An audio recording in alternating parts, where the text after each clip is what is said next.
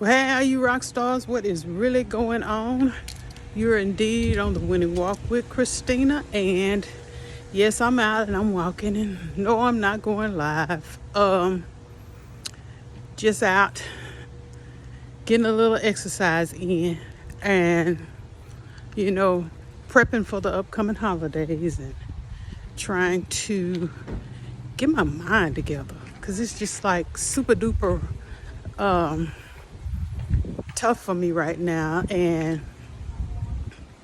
I was kind of wondering why, but then when I looked at the calendar and realized what day Thanksgiving falls on this year, November the 27th, then it hit me because I was feeling good and kind of in the swing of cooking and stuff like that. All the things that, we like to have. And I was just like noticing my energy and my pep in my step was just kind of going lower and lower and lower a little bit. And I was just like, what's happening? Well, I realized what's happening. It's like procrastination has really, really been hitting lately, and there's a lot of issues going on, and I'm in prayer and just trying to keep my spirits afloat. But when I looked and I realized that Thanksgiving falls on November the 27th, then it all kind of converged and I understood what was really going on. This grief. November the 27th, 2018 was the day after Thanksgiving at that time, but that was the day that my mom left the earth 7 years ago. So it's kind of like Thanksgiving and Christmas are generally tough times for me anyway. I've done really, really well, and I do pretty good when I focus on all the joy and happiness that I had at those times when my mom and my grandma were alive. All the cooking, I recreate their recipes and stuff, and it's comforting to me. It gets to a point where it's comforting to me, and I don't miss them so much because I am in the kitchen cooking in a sense with them, Kadri and I, and we really enjoy it. And I know that I'll get there, but the days converging like they are, kind of feeling a little kind of low. My grandma passed. For her, it was the 26th of November in '93. That was the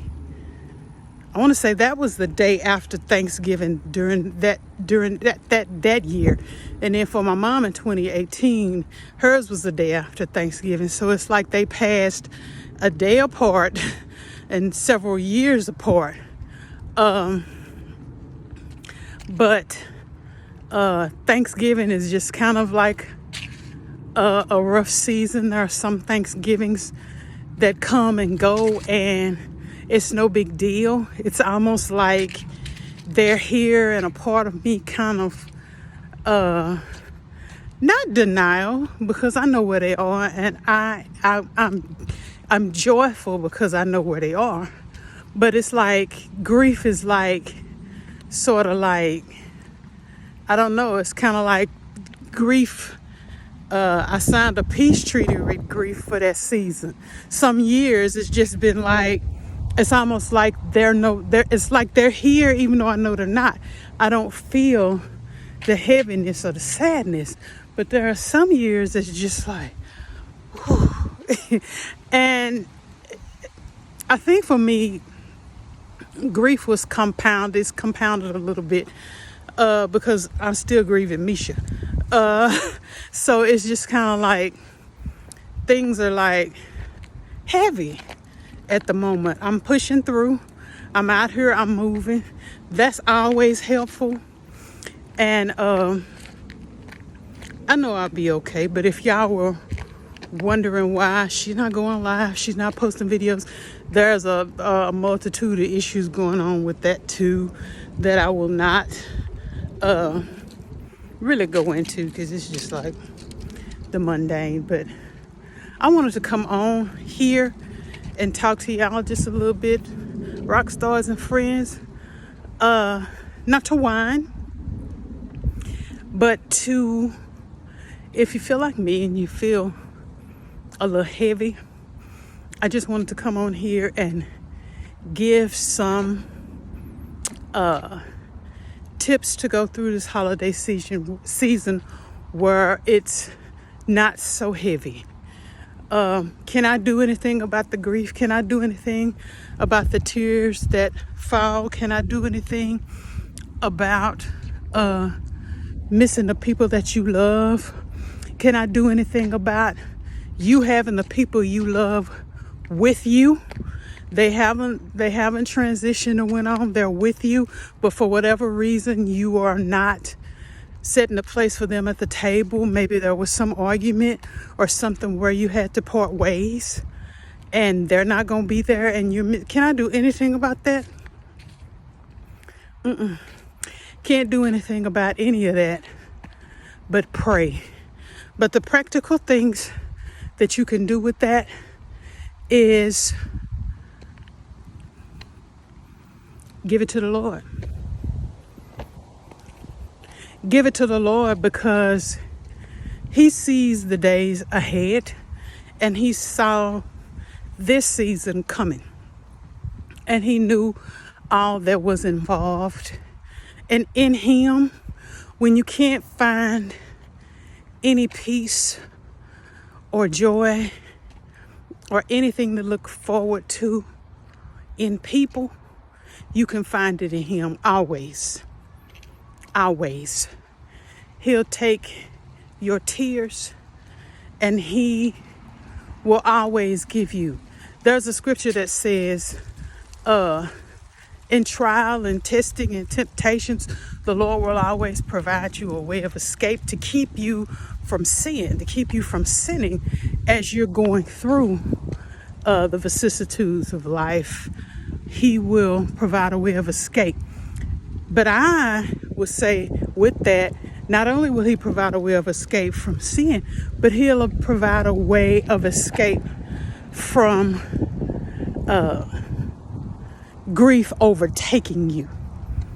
You are right to grieve the loss of someone, some relationship, something that you treasured. You're right to grieve that loss. But what you need to caution yourself against is allowing that grief to overtake you. And it can easily do that during the holidays when everybody looks so holly jolly and happy. You can get overtaken, and people can put on a good act for a couple of minutes. They can look like everything's cool and wonderful, and you're already hurting. So it makes you feel like, what's wrong with me, when there's nothing wrong with you. The tips I can tell you is, one, outside of praying and really connecting with God and worshiping God and practicing thankfulness, even the simple things. Lord, I just thank you for waking me up this morning. I thank you that I'm here, that I'm breathing, that the air is crisp. I thank you for everything that is going on that's wonderful in my life. I thank you for the many blessings that you have placed in my hands, and for the people who love me that are here, that I have relationship with, that are honest with me, that are blessed by me, just like I'm blessed by them and through them. I thank you. Practice thankfulness. Even if you have to cry and be thankful, cry and be thankful, because the Lord is worthy of thankfulness and praise. Not just when He's being good to you, but when you're going through things that deeply hurt you, He is still worthy. He's still worthy. Naked came I from my mother's womb, and naked thither shall I return. The Lord giveth, and the Lord has taken away. Blessed be the name of the Lord. So see, there is no There's no time where the Lord is not worthy, even in grief. Blessed be the name of the Lord. When everything is going well, be the name of the Lord. When everything around you is crumbling, blessed be the name of the Lord. You practice that gratefulness and thankfulness, because for the Lord, whether you're in grief or in pure joy, He is still worthy. He's still worthy. So practice gratefulness, and then something else as well.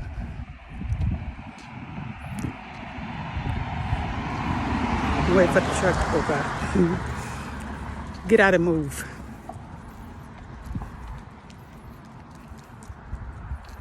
Get out and move. Well, I don't feel like it. Get out and move. Well, I'm hurting. The last thing I want to do is get out the bed. Get out and move. Well, what is that going to do? That's not going to solve so-and-so not being here. Get out and move. Well, I'm lonely. I'm lonesome. I'm full of sorrow. I can't make it not one more step. Get out and move. Get out and move. Get out and move. Get out and move. I'm not saying run a marathon, by no means. If you don't do anything but get up and go to your front door or your back door, go from your front door to the mailbox, or go from your back door to the patio and just stand in the patio, or stand at the front door or at the mailbox and turn around and come back. Do that. Do that. Get some vitamin C on your skin and in your system. Do not allow sad and grief to overtake you. Grieve, but grieve purposefully.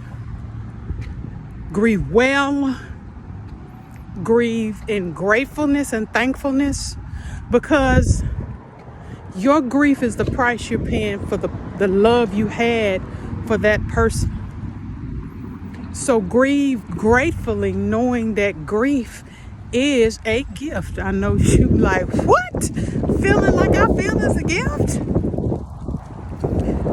Having emotions and feeling how you feel are a gift. They're a gift. A gift that a lot of people shorten their lives in suppression. There are times where I don't care what anybody says or how hard you think you are. There are going to be times where you are going to be hurting and grieving. And you have to let the tears flow. It's so interesting how some emotions are readily accepted, even tears, when they're tears of joy, tears of excitement, tears of happiness.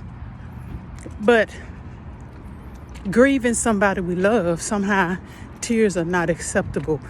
Suck them up. Here's a tissue here. Dap that up. Fix your face. It's gonna be all right. Suck it up. You are hurting, and you are missing somebody here at this Thanksgiving. Don't let the enemy trick you into thinking you're the only one. That's the third thing I want to talk to you about. Be thankful and prayerful. Praise and worship the Lord. Get up and move.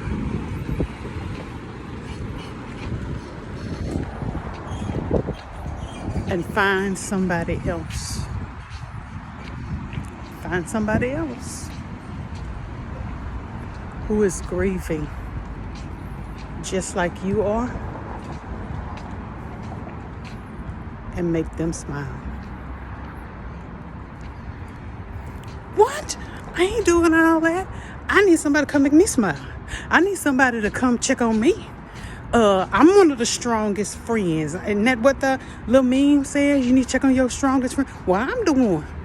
Who gonna come check on me? Why am I trying to make somebody smile? No, somebody needs to be making me smile.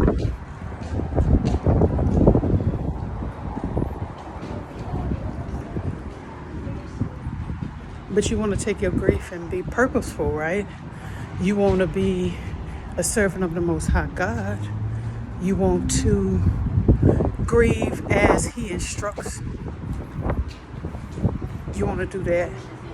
But do you only feel like that He wants you to do that when you feel like it? Is it just about how you feel?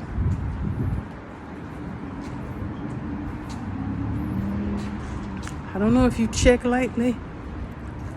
I really don't know. But the world is hurting. The world is hurting.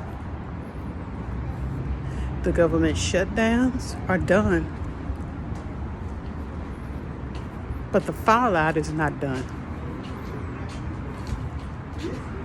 More people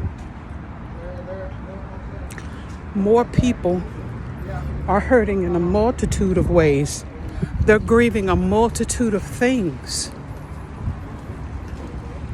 People are grieving their jobs that they no longer have. Yeah, the government shutdown is over, but the job market is still trash. They're grieving their financial stability.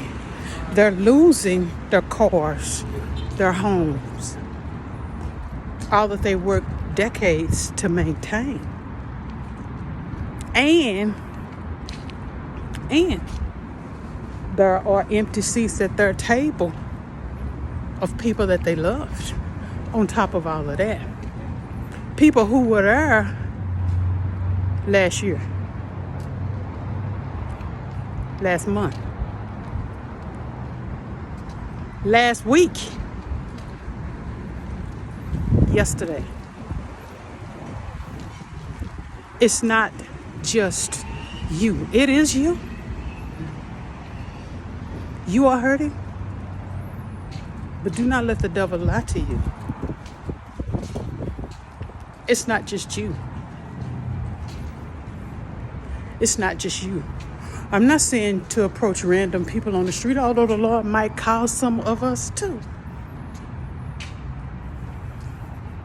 You know people around you that are struggling and hurting. You know them. You look them eyeball to eyeball every day.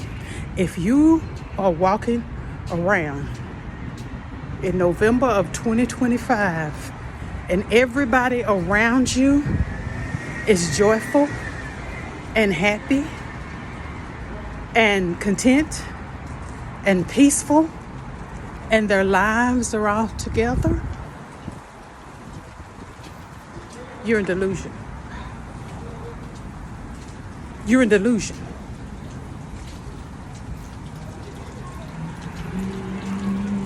You're in delusion.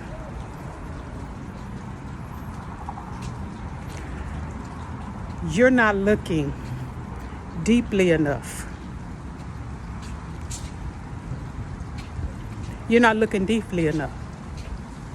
I'm not saying that everybody is struggling and going through.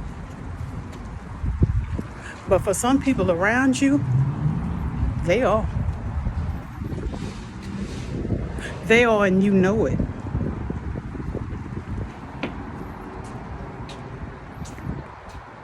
And you know that there are things that you can do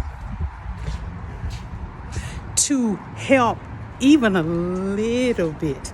Not saying you have to be Lord and Savior, but there are some things that you can do to help just bring a little smile or something. There are just kind gestures that you can perform to help a little bit, just enough to know that somebody sees them and cares enough. I'm not saying, but you can do, some of y'all can do a whole lot more than that. Whole lot more. You know, a single mother is struggling to put food on the table, and you know she's hardworking and she's trying to move heaven and earth for her kids, and you're sitting over there with surplus and you are able to buy a bag of groceries for them and you don't. That's what I'm talking about. Something is wrong. And you are comfortable. Something is wrong. Well, I ain't got to do all that for her. I mean, you know, she ain't got no job. Just tell her to hustle and just get another one. Those kids are not my responsibility. They're hers.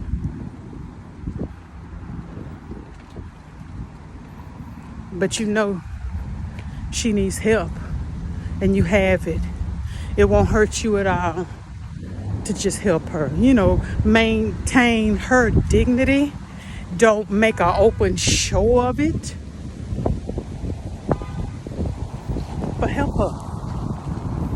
Help her. Why not?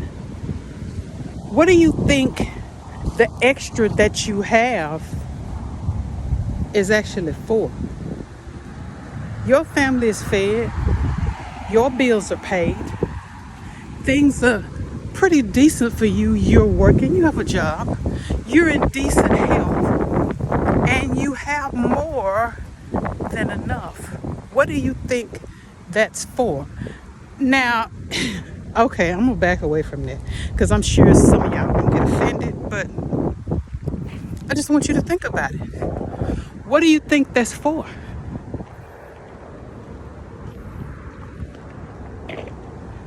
For you to see your brother and sister in need, and for you to send them away with a well wish, talking about be clothed, be sheltered, be fed, knowing that they're struggling. How can the love of God be in you? How can the love of God be in you? To him that is able to do good, has the power to do good, and the wherewithal, resources to do good, and he does it not, to him is sin.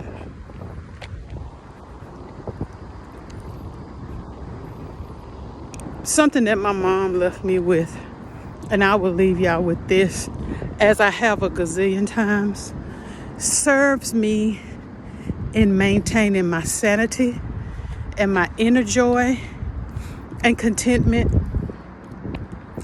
And it centers me in the assurance that I know that every time I do this, God is pleased. Have you ever just sat and thought, you know, Lord,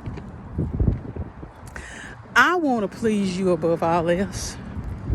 I want to know what I'm doing or what I can do to please you. And I want to be able to please you every single time I do it. Because I know over the course of this year, I have done so much, said so much, and thought so much that was so displeasing. So displeasing to you. So against what it is you put on the inside of me. What can I do where I know I'm pleasing you every time in my sinfulness and wickedness and evil? Thank God for Jesus. But what can I do? What one thing can I do that will be something for me that's surefire to please you all the time?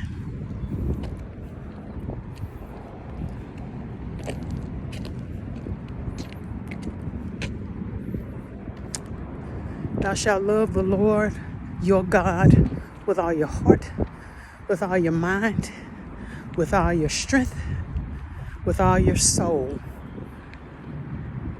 And the second command is like it. Thou shalt love thy neighbor as thyself. You love him when you see somebody hurting. I'm not talking about being used in a doormat. I'm talking about the obvious, glaring, just sticking out every day to you. Every day you walk past this person and you know they're hurting. Well, I don't want to get involved. Not my circus, not my monkeys. But you know the Lord is pulling at your heart to do more than you're doing. You know they hurt.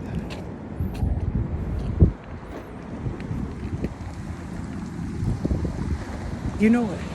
And the Lord would not place you in a situation where you can help them and where this person is on your heart and mind and you not be the one that's supposed to help them. Some people, the Lord don't put them on your heart or on your mind to help because you're not called to help them. They may get help, but not from you. So that's discernment. But I'm not talking about that either. I'm talking about the people you know the Lord is talking to you about. But you are sad. You are hurting. You are grieving. You want somebody to come and help you. While you're waiting on your help, which is going to come from the Lord, just sticking up, child. Help somebody else. Stop being disobedient to the Lord and do what he's told you to do and help them. What if your help from him is tied to how quickly you can obey him and help them?